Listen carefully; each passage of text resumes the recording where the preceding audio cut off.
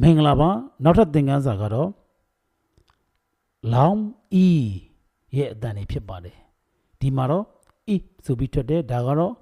လောင်း e ရဲ့မူခွဲတန် the variant sound လို့ခေါ်တယ်မူခွဲတန်ပေါ့နော်သူ့ကိုတော့ e ဆိုပြီးထွက်ပြီးတော့နောက်ကတန်ကတော့လောင်း e အတန်ထွက်ပါတယ် e e so listen and learn candy E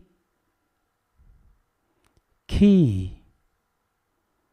E listen point and read candy key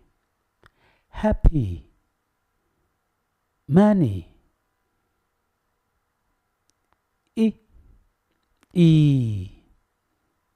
E Eအဲ့တော့ဒီအတန်တွေကိုထွက်တဲ့ visit position တွေကတော့ပုံမှာပြထားတဲ့ဒါပုံစံလေးဖြစ်ပါတယ်